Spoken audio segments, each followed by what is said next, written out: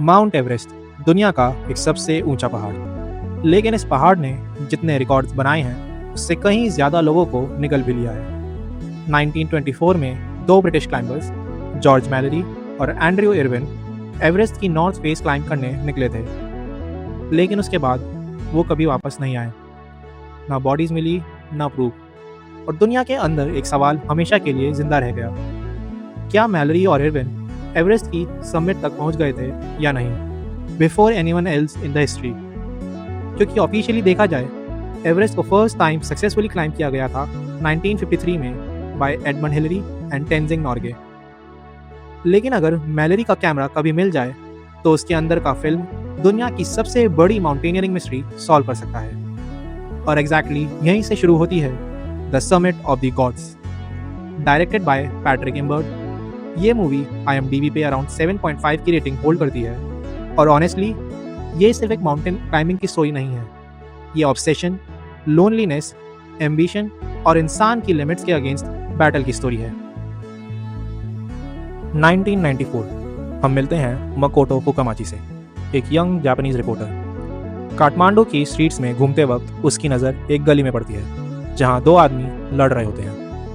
लेकिन फुकामाची को सबसे ज़्यादा शॉक तब लगता है जब वो नोटिस करता है कि उस आदमी की 2 फिंगर्स मिसिंग हैं, और उसके हाथ में जो कैमरा है, फुकामाची को लगता है कि वो जॉर्ज मैलरी का लॉस्ट कैमरा हो सकता है, वही कैमरा जो एवरेस्ट की सबसे बड़ी मिस्ट्री सॉल्व कर सकता है। लेकिन उससे पहले कि वो उस आदमी से बात कर पाए, वो आदमी गायब हो जाता है। उसका नाम था हाबू जोजी, और माउंटेनियरिंग वर्ल्ड में उसका नाम एक लेजेंड की तरह लिया जाता था। 1960s में हाबू एक क्लाइंबिंग प्रोडिजी माना जाता था, ऐसा क्लाइंबर जो इम्पॉसिबल चीज़ों को पॉसिबल बना देता था। स्पीड रिकॉर्ड्स तोड़ना, डेंजरस वॉल्स क्लाइंब करना, ये सब उसके लिए नॉर्मल था। लेकिन एक प्रॉब्लम थी, हाबू गरीब था।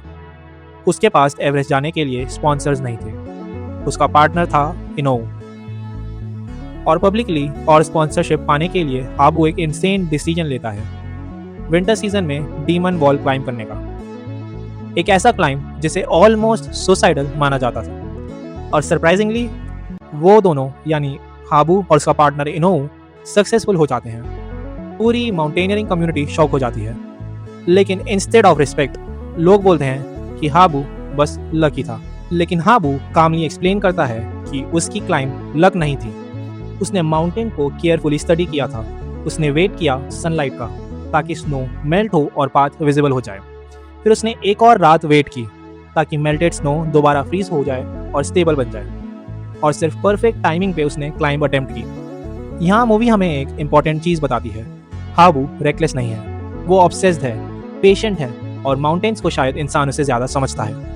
लेकिन क्राउड में एक और क्लाइंबर उसकी बातें ध्यान से सुन रहा होता है, हासे, और next day Hase same technique use करके हाबू का रिकॉर्ड तोड़ देता है, एक ही दिन में। और वहीं से शुरू होती है ईगो, राइवलरी और ऑब्सेशन की डेंजरस रेस।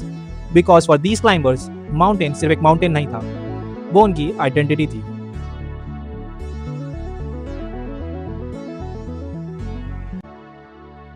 प्रेजेंट डे में फुकामाची फाइनली हाबू के ओल्ड क्लाइंबिंग पार्टनर इनोऊ से मिलता है, और इनोऊ एक बहुत शॉकिंग बात बताता है। उसके अकॉर्डिंग हाबू कभी किसी का पार्टनर था ही नहीं, वो सिर्फ माउंटेन्स के लिए जीता था। उसे क्लाइंब मैटर करती थी, लोग नहीं। फिर स्टोरी हमें वापस चले जाती है 1960s में।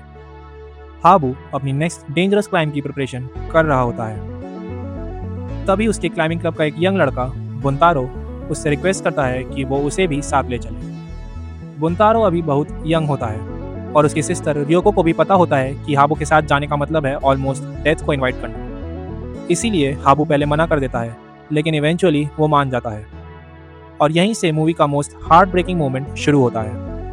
क्लाइंब के बीच में एक्सीडेंट हो जाता है। बुंतारो स्लिप कर जाता है और रोप से हवा में लटक जाता है। ना वो रॉक फेस तक पहुंच सकता है, ना हाबू उसे सेफली पुल कर सकता है, क्योंकि अगर हाबू रोप खींचता तो रोप शार्प रॉक पे रब होके टूट सकती थी।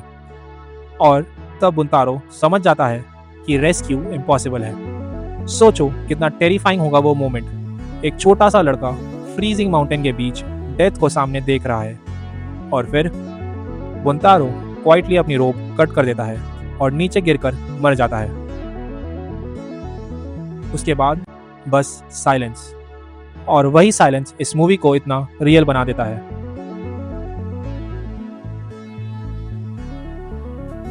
प्रेजेंट डे में फुकामाची रियोको से मिलता है और सरप्राइजिंगली वो हाबू को ब्लेम नहीं करती। वो बताती है कि हाबू टाइम टू टाइम उसे पैसे भेजता रहता था, जैसे शायद गिल्ट उसे कभी छोड़ ही नहीं पाया। और रियोको समझ चुकी थी कि माउंटेन पे कभी कभी किसी की गलती नहीं होती, कभी कभी नेचर डिसाइड करता है कौन बचेगा और कौन नहीं। लेकिन हाबू रुकने वालों में से नहीं था। अब उसका नेक्स्ट टारगेट था यूरोप। विंटर सीजन में 3 लेजेंडरी माउंटेन्स सोलो क्लाइंब करना। पहला आइगर, दूसरा मैटरहॉर्न और तीसरा ग्रॉन्ड जोरासिस, और ये सब अलोन। इस बार भी हासे उसका राइवल बना हुआ था। हाबू ऑलरेडी हासे से आगे चल रहा होता है, और जब वो अपना 3rd समिट अटेम्प्ट कर रहा होता है तब सडनली उसका पैर स्लिप हो जाता है और वो माउंटेन फेस से सीधा नीचे गिर जाता है। सीन ऑनेस्टली टेरिफाइंग है, क्योंकि नेक्स्ट मोमेंट हाबू आंखें खोलता है और रियलाइज करता है कि वो हवा में लटका हुआ है। उसका आर्म ब्रोकन है, बॉडी ऑलमोस्ट फ्रीज हो चुकी है और नीचे सिर्फ डेथ। लेकिन यही मूवी दिखाती है कि हाबू ऑर्डिनरी इंसान नहीं है। इनसेन पेन के अंदर भी वो स्लोली खुद को रोप और आइस के थ्रू वापस ऊपर पुल करता है और एक नैरो रिज तक पहुंच जाता है, जहां वो 3 दिन सर्वाइव करता है। 3 दिन फ्रीजिंग कोल्ड में, ब्रोकन आर्म के साथ। लेकिन उस सर्वाइवल की कॉस्ट होती है उसकी 2 फिंगर्स फ्रॉस्ट बाइट की वजह से डिस्ट्रॉय हो जाती हैं, और फाइनली एक हेलीकॉप्टर उसे रेस्क्यू करता है। आयरॉनिकली हाबू को बचाने वाला इंसान और कोई नहीं बल्कि हासे होता है। उसने ही हाबू को स्पॉट किया था और अथॉरिटीज को इन्फॉर्म किया था। इसके बाद हासे माउंटेनियरिंग का सुपरस्टार बन जाता है। मीडिया उसे हीरो की तरह ट्रीट करती है, लेकिन माउंटेन ईगो को कभी माफ नहीं करता। इवेंचुअली हासे एवरेस्ट को सोलो क्लाइंब करने की कोशिश करता है और वहीं उसकी डेथ हो जाती है। और शायद उसी मोमेंट में हाबू समझ जाता है कि माउंटेन्स किसी के दोस्त नहीं होते, ना लेजेंड्स के ना हीरोज के। उसके बाद हाबू क्वाइटली जापान वापस आ जाता है, एक नॉर्मल जॉब ले लेता है और फिर एक दिन अचानक से गायब हो जाता है, जैसे माउंटेन ने उसे दोबारा बुला लिया हो। प्रेजेंट डे में फुकामाची इन्वेस्टिगेशन कंटिन्यू करता है। उसे पता चलता है कि 3 साल पहले हाबू ने एवरेस्ट क्लाइंब करने के लिए ऑफिशियल एप्लीकेशन दिया था, लेकिन उस एप्लीकेशन को रिजेक्ट कर दिया गया था। फिर फुकामाची दोबारा रियोको से मिलता है और वो बताती है कि हाबू का लास्ट लेटर उसे नामची बाजार से आया था, एवरेस्ट के पहले आखिरी विलेज से। और ये सुनते ही फुकामाची समझ जाता है हाबू एवरेस्ट पर है और इस बार वो शायद वापस आने के लिए नहीं गया। सो फुकामाची इमीडिएटली नेपाल लौटता है और फाइनली एक बुद्धिस्ट मोनेस्ट्री के पास उस मिस्टीरियस क्लाइंबर को ट्रैक डाउन कर लेता है, हाबू जोजी जिंदा। फुकामाची फाइनली हाबू को ट्रैक डाउन कर लेता है और तब उसे समझ आता है कि हाबू एक इम्पॉसिबल मिशन पर निकला है। विंटर सीजन में साउथ वेस्ट फेस से solo without oxygen mount Everest climb करने। ये वही रूट था जिसे हासे कंप्लीट नहीं कर पाया था और अब हाबू उस ड्रीम को कंप्लीट करना चाहता था अकेले। फुकामाची डिसाइड करता है कि वो इस हिस्टोरिक क्लाइंब को डॉक्यूमेंट करेगा, लेकिन हाबू उसे क्लियरली मना कर देता है, क्योंकि सोलो क्लाइंबिंग का एक स्ट्रिक्ट रूल होता है, no communication, no help, no intervention. अगर क्लाइंब के बीच में कुछ गलत होता है तो दोनों एक दूसरे को सेव नहीं कर सकते, और इसी वजह से एवरेस्ट इतना टेरिफाइंग लगता है। यहाँ फ्रेंडशिप, इमोशंस, ह्यूमैनिटी सब रूल्स के नीचे आ जाते हैं। लेकिन डिस्पाइट एवरीथिंग फुकामाची बेस कैंप पर रुकता है और वहाँ उसे पता चलता है कि हाबू इस क्लाइंब की प्रिपरेशन 8 साल से कर रहा था। 8 years, imagine that level of obsession. दुनिया उसे भूल चुकी थी, लेकिन हाबू ने माउंटेन्स को कभी नहीं छोड़ा। फाइनली हाबू फुकामाची को साथ आने की परमिशन दे देता है और एवरेस्ट की डेडली क्लाइंब ऑफिशियली स्टार्ट हो जाती है। और ऑनेस्टली मूवी का ये सेक्शन विजुअली ब्रेथ टेकिंग है। Pure white mountains, deadly silence, freezing winds और 2 टाइनी ह्यूमंस नेचर के अगेंस्ट स्ट्रगल करते हुए। सरप्राइजिंगली फुकामाची काफ़ी अच्छा पेस मेंटेन करता है। वो हाबू को डिस्टेंस से फॉलो करता रहता है, लेकिन एवरेस्ट किसी को इजी पास नहीं देता। एक एवलांच आता है, फिर एक डेंजरस क्रेवास, और हर सेकंड लगता है कि बस अब डेथ आ जाएगी। लेकिन फिर भी वो क्लाइंब कंटिन्यू करता रहता है। फर्स्ट नाइट दोनों अलग अलग कैंप्स सेट करते हैं और मूवी स्लोली दिखाती है कि माउंटेन का लोनलीनेस इंसान को मेंटली कंज्यूम करना शुरू कर देता है। क्लाइंब टोटल 3 नाइट्स का होता है, लेकिन second night weather suddenly change होना स्टार्ट हो जाता है। एक मासिव स्टॉर्म फ्रंट एवरेस्ट की तरफ आ रहा होता है। अब नॉर्मली कोई भी क्लाइंबर टर्न बैक कर देता, लेकिन हाबू वो रुकता नहीं और फुकुमाची भी उसके पीछे क्लाइंब कंटिन्यू करता है। लेकिन इस बार फुकुमाची फंस जाता है मिड क्लाइंब और पूरा स्टॉर्म डायरेक्टली उसके ऊपर हिट करता है। Freezing wind, zero visibility, death literally inches away. और ऑनेस्टली ये सीन देख के समझ आता है कि एवरेस्ट को किलर माउंटेन क्यों बोलते हैं। और तब अनएक्सपेक्टेडली हाबू वापस आता है। इवन दो सोलो रूल्स के अकॉर्डिंग उसे किसी को हेल्प नहीं करनी चाहिए थी, लेकिन वो फुकुमाची के लिए वापस आया।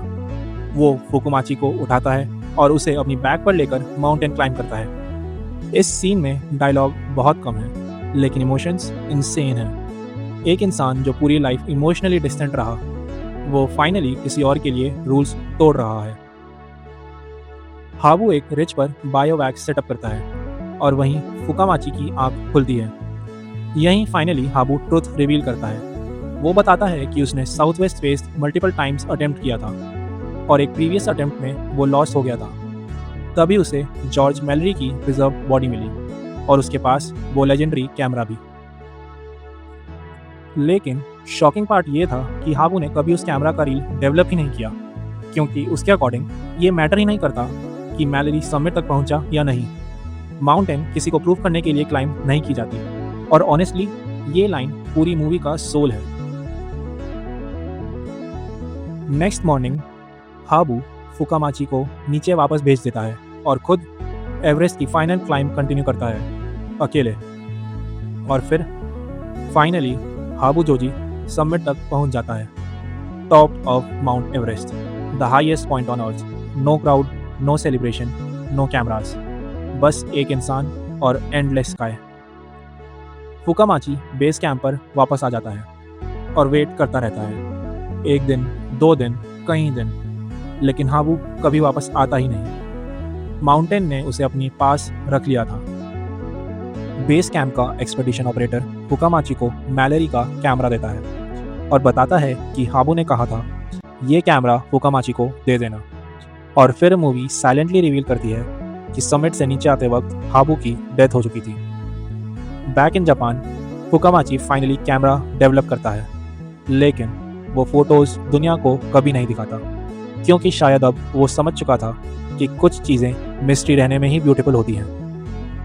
मूवी का फाइनल मोमेंट्स में फुकुमाची खुद एवरेस्ट क्लाइंब करने जाता है और इवेंचुअली वो समिट तक पहुंच जाता है, जैसे हाबू की ऑब्सेशन अब उसके अंदर ट्रांसफर हो चुकी हो। The summit of the God's सिर्फ माउंटेन क्लाइंबिंग मूवी नहीं है, ये ऑब्सेशन की स्टोरी है। एक ऐसे इंसान की जो दुनिया से डिस्कनेक्टेड था, लेकिन माउंटेन्स के साथ अलाइव फील करता था।